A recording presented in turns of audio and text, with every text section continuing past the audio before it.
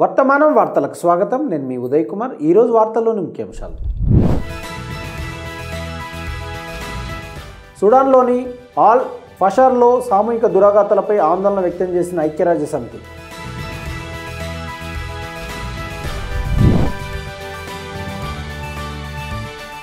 బీహార్లో రికార్డు విజయం సాధించిన ఎన్డీఏ, చతికిలపడ్డ మహాగఠబంధన్.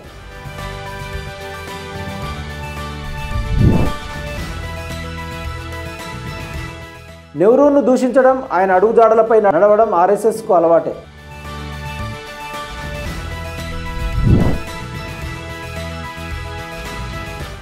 ఆల్ ఫలావ్, అలీగఢ్ యూనివర్సిటీలపై బాంబులు వేయండి, మహంతు యతి నర్సింగానంద్ విద్వేష వ్యాఖ్యలు.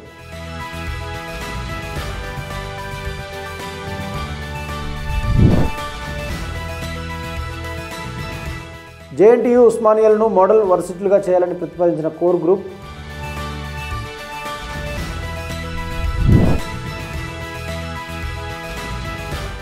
జార్ఖండ్లో 10,000 మందికి పైగా మావోయిస్టులు అరెస్ట్. ఆఫ్రికాలోని విభిన్న తెగలు, భాషలు, మతాలు, సంస్కృతులు కలిసి జీవించిన నేల సుడాన్. కానీ నేడు ఆ దేశం పేరు వింటేనే నెత్తుటి వాసన రావడం విషాదం. తాజాగా సుడాన్లో ఆల్ ఫషర్లో సామూహిక దురాఘాతాలు, తీవ్ర మానవ హక్కుల ఉల్లంఘనలపై ఐక్యరాజ్య సమితి ప్రధాన కార్యదర్శి తీవ్ర ఆందోళన వ్యక్తం చేశారు. కోర్ట్ఫాన్ ప్రాంతంలో కూడా హింస తీవ్రమవుతుందని అన్నారు. సుడానీ సాయుధ దళాలు, ర్యాపిడ్ సపోర్ట్ ఫోర్సెస్, పారామిలిటరీల మధ్య పోరాటం తీవ్రతరం అవుతుందన్నందున వెంటనే యుద్ధాలను నిలిపివేయాలని ఆంటోనియో గుటెరస్ ఎక్స్లో పిలుపునిచ్చారు. బయట నుంచి వస్తున్న ఆయుధాలు, యోధుల రాకడను నిలిపివేయాలి అని ఆయన అన్నారు. మానవతా సాయం అవసరంలో ఉన్న పౌరులను త్వరగా చేరుకోవాలని నొక్కి చెప్పారు. పరిస్థితి మరింత తీవ్రతరం కాకుండా నిరోధించడానికి చర్చల పరిష్కారం వైపు వేగవంతమైన, ఖచ్చితమైన చర్యలు తీసుకోవాలని యుఎన్ చీఫ్ ఇరుపక్షాలను కోరారు. కాగా అక్టోబర్ 26న ఉత్తర డర్ఫర్ రాష్ట్ర రాజధాని ఆల్ ఫషర్ నగరాన్ని ఆర్ఎస్ఎఫ్ స్వాధీనం చేసుకుంది. స్థానిక అంతర్జాతీయ సంస్థల ప్రకారం ఈ దాడి దేశ భౌగోళిక విభజనకు దారితీస్తుందనే హెచ్చరికల మధ్య ఊచకోతలకు పాల్పడింది. ఆల్ ఫషర్ను ఆర్ఎస్ఎఫ్ స్వాధీనం చేసుకున్న తర్వాత తిరుగుబాటుదారుల సమూహం, సుడాన్ సైన్యం మధ్య ఘర్షణలు కొత్త సరిహద్దులకు, ముఖ్యంగా మధ్య, దక్షిణ కోర్ట్ఫాన్ రాష్ట్రాలకు వ్యాపించాయి. సుడాన్లోని 18 రాష్ట్రాలలో ఆర్ఎస్ఎఫ్ ఇప్పుడు డర్ఫార్ ప్రాంతంలోని 5 రాష్ట్రాల్లో ఆధిపత్యం సంపాదించింది. ఉత్తర డర్ఫర్లోని కొన్ని ఉత్తర ప్రాంతాలు ఇప్పటికే సైన్య నియంత్రణలో ఉన్నాయి. రాజధాని ఖార్టూమ్తో సహా దక్షిణ, ఉత్తర, తూర్పు, మధ్య ప్రాంతాలలోని మిగిలిన 13 రాష్ట్రాలలో చాలా వరకు సుడాన్ సైన్యం ఆధిపత్యం చెలాయిస్తుంది. ఇక 2023 ఏప్రిల్లో ప్రారంభమైన సైన్యం ఆర్ఎస్ఎఫ్ మధ్య జరిగిన యుద్ధం వేలాది మందిని చంపింది, లక్షలాది మంది నిరాశ్రయుల్ని చేసింది. బీహార్లో ఎన్డీఏ కూటమి రికార్డు విజయం సాధించింది. ఫలితాల్లో డబుల్ సెంచరీని నమోదు చేసింది. మొత్తం 206 స్థానాల్లో ఆధిక్యం సాధించింది.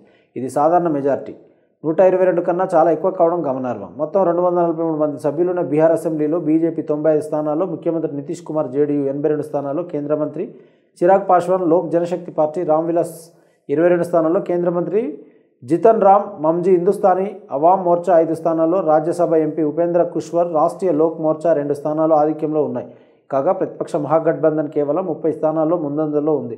తేజస్వి యాదవ్ నేతృత్వంలో ఆర్జేడీ 25, కాంగ్రెస్ 3, సిపిఎం ఒక్కో స్థానంలో ముందంజలో ఉన్నాయి.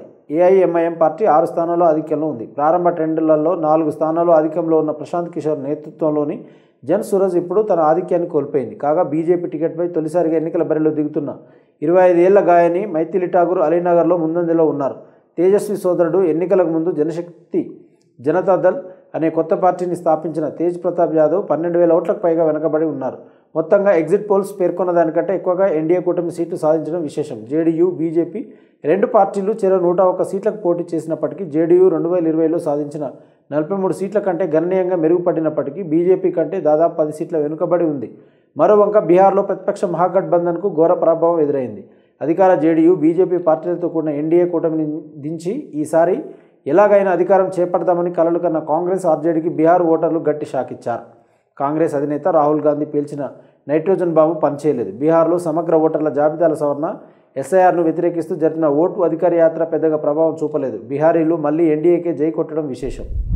భారతదేశ తొలి ప్రధానమంత్రి జవహర్లాల్ నెహ్రూను బీజేపీ, ఆర్ఎస్ఎస్లు ఎందుకు పదే దాడి చేస్తున్నాయో అర్థం చేసుకోవడం కష్టం. ఆయన 60 సంవత్సరాల క్రితం మరణించారు. నేటి రాజకీయాలకు సంబంధం లేదు. ఇంకా హాస్యాస్పదమైన విషయం ఏమిటంటే ఈ కాషాయ కూటమి నెహ్రూను హిందూ వ్యతిరేకంగా చిత్రీకరిస్తుంది. సర్దార్ పటేల్ లేదా నేతాజీ సుభాష్ బోస్ జన్మదినమైన లేదా మన స్వాతంత్ర్య పోరాటంలో వందే మాత్రం పాట అయిన బీజేపీ, ఆర్ఎస్ఎస్ యంత్రాంగం నెహ్రూను తక్కువ అంచనా వేయడానికి అవకాశాలు వెతుకుతుంది. అది కూడా పూర్తిగా తప్పుడు కథనం, అవగాహనలో తేడాలు ఉన్నప్పటికీ సర్దార్ పటేల్ నేతాజీ బోస్ నెహ్రూతో ఉత్తమ సంబంధాలు, గౌరవాన్ని కలిగి ఉన్నారనేది వాస్తవం. ముఖ్యమైన విషయం ఏమిటంటే నెహ్రూ ఆయన సిద్ధాంతం పట్ల గుడ్డి వ్యతిరేకత, ప్రతికూల విధానం కారణంగా మోడీ ప్రభుత్వం తన విదేశాంగ విధానంలో పెద్ద తప్పులు చేయడానికి దారితీసింది. ఇజ్రాయెల్కు అతిగా దగ్గరగా ఉండడం న్యూఢిల్లీకి పెద్ద ఇబ్బంది కలిగించింది. ఎందుకంటే ఇటీవల పాలస్తీనాలో జరిగిన సంఘర్షణ, గాజా ప్రజలపై ఇజ్రాయెల్ దురాఘాతాల సమయంలో జియోనిస్టు పాలన నిజమైనటువంటి ముఖం బయటపడింది. అదేవిధంగా సుంకాల విధింపు, అధ్యక్షుడు డొనాల్డ్ ట్రంప్ ప్రకటనలు అమెరికాకు అతిగా దగ్గరగా ఉండడం అవాంఛనీయమని స్పష్టం చేశాయి. ప్రధానమంత్రి మోడీ ఇప్పుడు దీనిని గ్రహిస్తున్నారు. నేడు మోడీ ప్రభుత్వం భారతదేశం విశ్వగురువుగా అని గొప్పలు చెప్పుకోవచ్చు. కానీ నెహ్రూ మన దేశానికి ప్రధానమంత్రిగా ఉన్న సమయంలో భారతదేశం అనుభవించిన గౌరవాన్ని మనం పొందడం లేదు.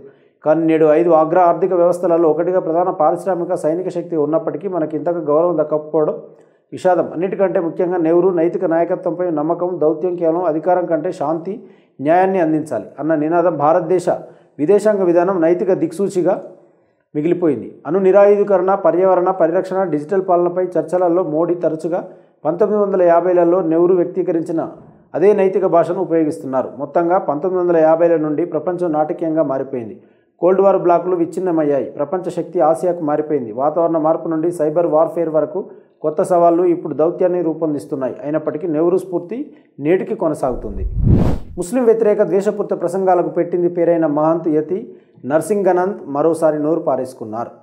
4 ప్రముఖ ఇస్లామిక్ విద్యా సంస్థలైన ఆల్ ఫలాహ్ విశ్వవిద్యాలయం, అలీగఢ్ ముస్లిం యూనివర్సిటీ, జామియా మిలియా, దారుల్ ఉలూమ్ దేవబంధులను నాశనం చేయడానికి సైనిక చర్య తీసుకోవాలని డిమాండ్ చేశారు. ఇలాంటి ఉగ్రవాద స్థావరాలను సైన్యాన్ని పంపించి పిరంగులతో పేల్చివేయాలంటూ వివాదాస్పద వ్యాఖ్యలు చేశారు. కాగా ఈ వీడియో సోషల్ మీడియాలో వైరల్ అయింది. ఇక నవంబర్ 10న జరిగిన ఢిల్లీ ఎర్రకోట పేలుడుకు సంబంధించి ఫరీదాబాద్లోని ఆల్ ఫలాహ్ విశ్వవిద్యాలయానికి చెందిన 3 వైద్యులను అరెస్ట్ చేసిన తర్వాత మహంత్ యతి నర్సింగ్ ఆనంద్ ఈ రెచ్చగొట్టే వ్యాఖ్యలు చేశారు. ఈ పేలుళ్లలో మరణించిన ఉగ్రవాదుల పట్ల ఆల్ ఫలాహ్ యూనివర్సిటీ సంతాపం వ్యక్తం చేస్తుందని నర్సింగానంద్ ఆరోపించాడు. జిహాదీలతో ఘర్షణలు ఉన్నప్పటికీ హిందువులు వారిని విడిచిపెట్టారని విమర్శించాడు. వారు అన్ని పరిస్థితుల్లోనూ తమ ప్రజలకు అండగా నిలుస్తారు. అందుకే వారికి 57 దేశాలు ఉన్నాయి. కానీ మీరు మీకోసం పోరాడే వారిని వదిలివేస్తారని మహంత్ అన్నారు. యోధులకు మద్దతు ఇవ్వాలి, లేదంటే అంతరించిపోయే ప్రమాదం ఉంది అని హిందువులను కోరారు. ఇది నా జీవితంలో చివరి దశ అని ఆయన జోడించారు. ఈ సంస్థలను ఫిరంగులతో నాశనం చేయమని మీ నాయకులపై ఒత్తిడి తెండి, లేకుంటే తప్పించుకునే అవకాశం ఉండదని మహంత్ యతి నర్సింగానంద్ దురుసుగా మాట్లాడారు. కాగా మహంత్ వ్యాఖ్యలు పేలుళ్ల తర్వాత ఆన్లైన్లో ఇస్లామోఫోబిక్ జాతి విద్వేషాన్ని మరింత పెంచింది. ముస్లిం సంస్థలపై హింసకు బెదిరింపులు, అనామక ఖాతాల ద్వారా మాత్రమే కాకుండా ప్రముఖ హిందుత్వ నాయకులు, ప్రధాన స్రవంతి, జర్నలిస్టుల ద్వారా కూడా ప్రపంచారం అవుతున్నాయి. ఇటువంటి ప్రసంగాలు హింసను ప్రేరేపిస్తాయని, మతపరమైన అశాంతికి దారితీసే ప్రమాదం పొంచి ఉందని హక్కుల సంఘాలు హెచ్చరించాయి. అసలు ద్వేషపూరిత ప్రసంగాలు చేసినందుకు మహంత్పై గతంలో అనేక ఎఫ్ఐఆర్లు నమోదైన యతి నర్సింగ్ ఆనంద్పై ఎటువంటి చర్యలు తీసుకోలేదు, అతడిని శిక్షించలేదు. మరోవంక ఢిల్లీ పేలుడుపై దర్యాప్తు కొనసాగడం, ఇటు విద్వేష వ్యాఖ్యలు తీవ్రతరం అవడంతో మతపరమైన విభజన జరిగిపోయింది. మైనార్టీ సంస్థలు ఇప్పుడు బహిరంగ చర్చల్లో లక్ష్యంగా మారాయి. విద్యా సంస్థల్లో మౌలిక వసతులపై తెలంగాణ విద్యా కమిషన్ చైర్మన్ ఆకునూరి మురళి నేతృత్వంలో ప్రభుత్వం ఏర్పాటు చేసిన కోర్ గ్రూపు పలు సిఫార్సులు చేసింది. మొదటి దశలో జేఎన్టీయూ, హైదరాబాద్, ఉస్మానియా యూనివర్సిటీలను మోడల్ విశ్వవిద్యాలయాలుగా అభివృద్ధి చేయాలని పేర్కొంది. మౌలిక వసతుల కోసం 3 ఏళ్లలో ఈ 2 వర్సిటీలకు ప్రభుత్వం 200 కోట్లు కేటాయించాలని ప్యానెల్ ప్రతిపాదించింది. కాగా నూతన విద్యా విధానం తరహాలో తెలంగాణ విద్యా విధానం రూపొందించడానికి రాష్ట్ర ప్రభుత్వం ఏర్పాటు చేసిన మౌలిక సదుపాయాలపై ఒక కోర్ గ్రూపు 2 విశ్వవిద్యాలయాలకు ఆధునీకరణ నిధులను కోరే అవకాశం ఉంది. జాతీయ విద్యా విధానం తరహాలో తెలంగాణ నిర్దిష్ట విద్యా విధానాన్ని రూపొందించాలన్న ముఖ్యమంత్రి రేవంత్ రెడ్డి ఆదేశాన్ని ఈ సిఫార్సులు అనుసరిస్తున్నాయని అధికారులు తెలిపారు. ప్రభుత్వం ఇప్పటికే సలహాదారుగా, కమిటీ చైర్మన్గా కె కేశవరావు నియమించింది. ఇక రంగాల వారీగా నివేదికలను సిద్ధం చేయడానికి 11 కోర్ గ్రూపులను ఏర్పాటు చేసింది. ఈ నేపథ్యంలో ఆకునూరి మురళి నేతృత్వంలోని మౌలిక సదుపాయాల కమిటీ ఈ వారం నివేదికను సమర్పించడానికి సిద్ధమవుతుంది. 2 విశ్వవిద్యాలయాలను జాతీయ, అంతర్జాతీయ ప్రమాణాలకు అనుగుణంగా అప్గ్రేడ్ చేయాలని ఈ బృందం సిఫార్సు చేసే అవకాశం ఉంది. కేంబ్రిడ్జి, స్టాన్ఫర్డ్ నమూనాలో క్యాంపస్లను పునరూపకల్పన చేయాలని ఇది ప్రతిపాదిస్తుంది. విదేశీ విద్యార్థుల కోసం మోడల్ విశ్వవిద్యాలయాలలో ప్రత్యేక హాస్టళ్లు, కౌన్సిలింగ్ యూనిట్లను సూచిస్తుంది. అంతర్జాతీయ నిపుణులతో సమన్వయం చేసుకోవడానికి యూకే, సింగపూర్, థాయిలాండ్లలో విద్యా మౌలిక సదుపాయాలను అధ్యయనం చేయడానికి రాష్ట్ర స్థాయిలో ఉన్నత స్థాయి సలహా ప్యానెల్ ఏర్పాటును కూడా ఇది సిఫార్సు చేయనుంది. ఇక కేంద్ర విశ్వవిద్యాలయాల తరాల్లో అన్ని ప్రభుత్వ విశ్వవిద్యాలయాల చుట్టూ ప్రహారీ ఏర్పాటు చేయాలని ఈ బృందం కోరుకుంటుంది. ప్రతి విశ్వవిద్యాలయం వైస్ ఛాన్సలర్ అధ్యక్షతన మౌలిక సదుపాయాల అభివృద్ధి కమిటీని ఏర్పాటు చేయాలని సూచించింది. ప్రతి ప్రధాన విద్యా సంస్థ సిబ్బంది పిల్లల కోసం పిల్లల సంరక్షణ కేంద్రాన్ని ఏర్పాటు చేయాలంది. అన్ని క్యాంపస్లలోనూ గ్రీన్ స్పేసులుగా అభివృద్ధి చేయాలని పేర్కొంది. అంతేకాదు విద్యార్థుల ఆరోగ్యాన్ని కాపాడడానికి బాస్కెట్బాల్, కబడ్డీ, బ్యాడ్మింటన్ సౌకర్యాలతో పాటు ప్రతి హాస్టల్లో తప్పనిసరి వెల్నెస్ గదులను ప్యానెల్ ప్రతిపాదించనుంది.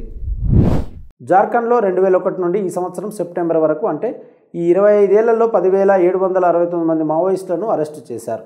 కాగా 235 మంది మృతి చెందారు. మరో 324 మంది భద్రతా దళాల ముందు లొంగిపోయారని ఆ రాష్ట్ర సీనియర్ పోలీస్ అధికారి తెలిపారు.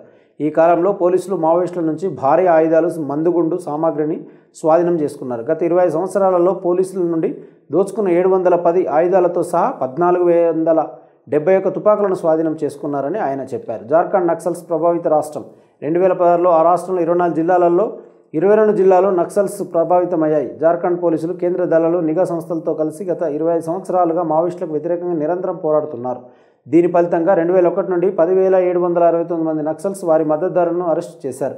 అంతేకాకుండా ఈ కాలంలో 324 మంది మావోయిస్టులు లొంగిపోయారు. 235 మందిని భద్రతా దళాలు చంపేశాయని ఐజీపీ ఆపరేషన్స్ జార్ఖండ్ పోలీస్ ప్రతినిధి మైకల్ రాజ్ విలేకరులకు తెలిపారు. ప్రస్తుతం 4 జిల్లాలు మాత్రమే మావోయిస్టుల ప్రభావానికి లోనయ్యాయి. ఒక జిల్లా చైబాసా ప్రధానంగా ప్రభావితమైంది. మరో 3 జిల్లాలు మావోయిస్టు చిలుక గ్రూపుల దాడులకు గురవుతున్నాయి అని ఆయన అన్నారు. ఈ కాలంలో రాష్ట్రంలో మావోయిస్టులతో పోరాడుతూ మొత్తం 555 భద్రతా సిబ్బంది మరణించారని ఐజీపీ చెప్పారు.